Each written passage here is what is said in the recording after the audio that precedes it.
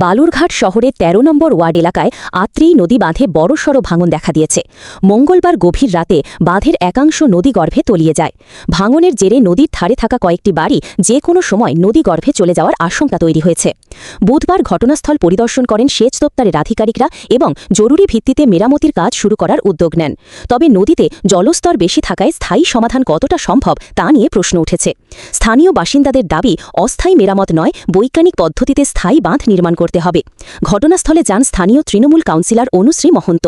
অন্যদিকে বাঁধ নির্মাণে দুর্নীতির অভিযোগ তুলে মুখ্যমন্ত্রীর কাছে চিঠি দিয়েছেন বালুরঘাটের বিধায়ক বিদ্যুৎ কুমার রায়। উল্লেখ্য, প্রায় ৩৩ কোটি টাকা ব্যয়ে নির্মিত আত্রেই ড্যাম ২০২৪ সালের জানুয়ারিতে উদ্বোধন হলেও ২০২৫ সালের ফেব্রুয়ারিতেই তার একাংশ ভেঙে পড়ে। এরপর থেকেই ডাকরা এলাকায় নদী বাঁধে ভাঙন শুরু হয়। টানা বৃষ্টিতে নদীর স্রোত বেড়ে যাওয়ায় পরিস্থিতি আরও উদ্বেগজনক হয়ে উঠেছে। দ্রুত স্থায়ী সমাধানের দাবিতে সরব হয়েছেন এলাকাবাসী। এখন এই নদীর জল বাড়া যাচ্ছে, আমাদের ঘর বাড়ি সব ভেঙে যাবে, এরকম আতঙ্কে আছি আমরা। কেন? এই ড্যাম করাতে, ড্যামটার জন্য আমাদের এই ভাঙাটা ধরছে। কি হচ্ছে এখন? হচ্ছে এমন ভাবে ভাঙছে, মানে উঠানে চলে গেছে ভাঙাটা, মানে ঘরের যাতে বেশি দেরি লাগবে না। কি ভাঙছে? বাঁধ ভাঙছে? হ্যাঁ, বাঁধ তো অনেকদিনই ভাঙছে, বাঁধ তো এখন নেই, এখন মানে উঠানের জায়গাগুলো ভেঙে যাচ্ছে। এই বাঁধ যেখানে ভেঙেছে সেখানে এসেছেন পরিদর্শন করতে, কি দেখলেন, কি মনে হচ্ছে? দেখুন, এটা তো আজকের নয়, এটা বেশ কিছুদিনেরই সমস্যা।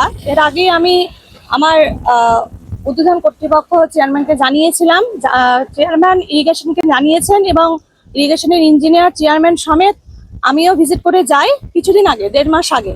এখান থেকে সামান্য দূরে আরেক জায়গায় ভেঙে গেছে। তো আজকেরই এটা সমস্যা, কিন্তু এই ভাঙাটা অনেকদিন, ১-১.৫ বছর ধরেই ভাঙছে।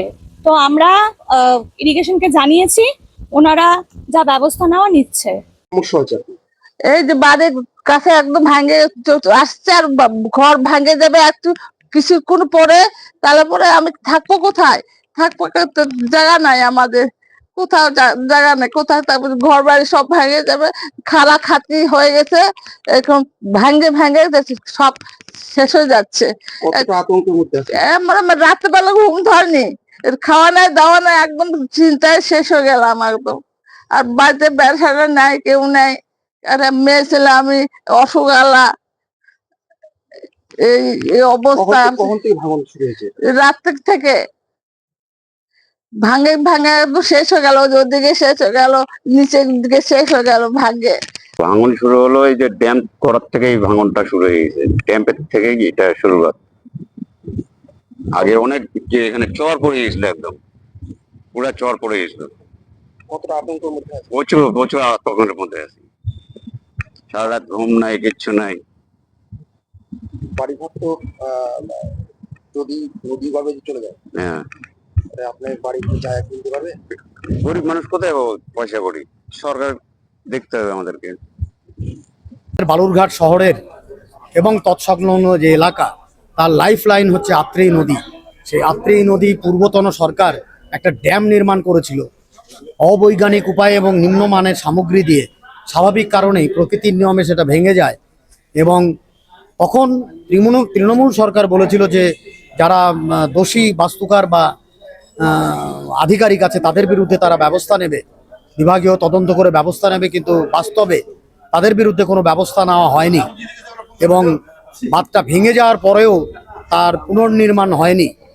সেই জন্য বালুরঘাট শহরকে বাঁচানো, বালুরঘাট শহরের যারা মৎস্যজীবী এলাকার যে মৎস্যজীবীদের বাঁচানো এবং আমাদের পানীয় জলের প্ল্যান্টকে বাঁচানোর জন্য আমি চিফ মিনিস্টারকে চিঠি করেছি। তার সঙ্গে আমি বলেছি যে যারা দুর্নীতি করেছিল সেই সময়ে, পাবলিক ফান্ড, পাবলিক মানি যারা তছরূপ করেছিল, তাদের বিরুদ্ধে উপযুক্ত ব্যবস্থা নেওয়া হয়।